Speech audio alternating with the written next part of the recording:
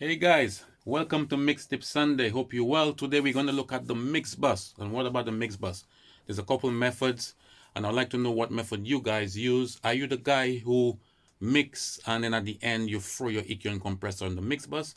Or are you the guy like me who does the MixBus treatment at the very start of the mixing process?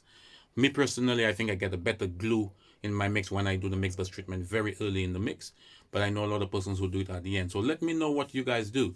But if you're starting off and you're kind of deciding which one you want to do, I'm going to show you the method that I use, and then you can then decide which way is good, which way you want to go. Okay, so I have a little track there from my boy T Clark, just so I can demonstrate what I mean from the method I use is called top-down method. And what I mean by that, I have all the tracks, if I go there like that, okay? So I have all my tracks, kick, bass, blah, blah, blah, you know. All I do is fader and pan. Fader and pan, and then I go to the mix bus, which is over here. Okay, fader and pan. Now, just as a disclaimer, before I used to just do only fader and pan and then I go straight on the mix bus. Now, I'll put an EQ, maybe do a little bit of roll off on the bass, roll off on the vocals and stuff like that. Just a little cleanup, and then I go to the mix bus. Okay, so my method changed slightly, but I still use top-down method. So what I mean by top-down method, so I've done my fader and pan, I come on the mix bus. First thing I do, and this is what I recommend for you guys to do when you're treating your mix bus.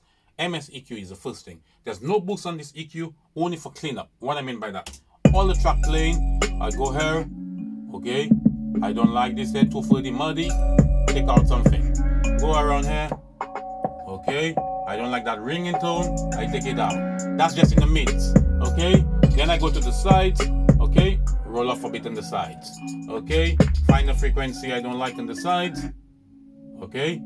Around 300 ringing, boom.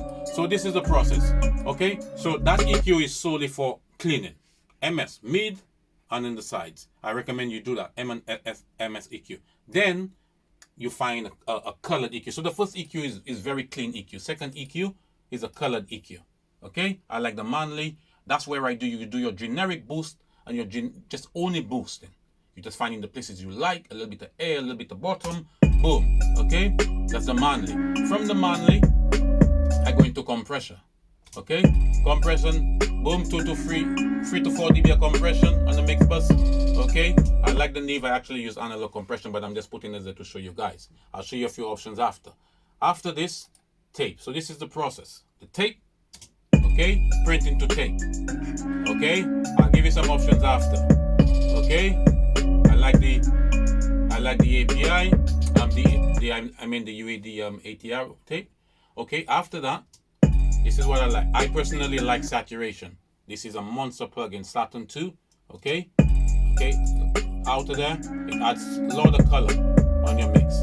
Okay, then this is the thing for you guys who are always battling what levels to send to your mastering engine and so on. So this is a trick for you. I have an L2 where I'm not really limiting. Okay, it just kisses the L2. Ever so often, you might just get a little light flash in there. That just brings the mix forward. Okay, so if you ever thinking, oh, what, should I slam it? So this is what I recommend. You kiss the L2, and after you kiss the L2, then after the L2, I have another limiter, which is the Pro L, which is what I use for getting the mix loud. So if I take this off, okay, the mix drop. Okay, so for loudness, then I put this there like this. Okay, I can push this up and get it as loud, push it out as loud as I want. Now, when you say, Kieran, what loudness you want, I could say, okay, you're slamming it too much, so you just take this off, but then you have your L2, which is still bringing your mix forward. Okay, now from that point, what we do, okay, we're happy with the mix bus treatment. Let's say we're happy with the mix bus treatment. Let's keep the L2 there so we can get some loudness. Pro L2, yeah. Then we go to the drums. We just put our treatment on the drums. Boom, a little bit of compression on the drums. Okay, all right. I have all my little black box on the drums. Okay, we go to the bass. Some treatment on the bass. You guys know how I treat my bass. We go to the vocal, the instruments. Okay, on the instruments, a little Schweppes particles. I like doing the little parallel blend, air bites and thickness on the instrument bus to just make it cut through a little bit. So now we've treated all our, we could do that for the vocals, and if there's percussion, blah blah blah, we do treatment on all of them.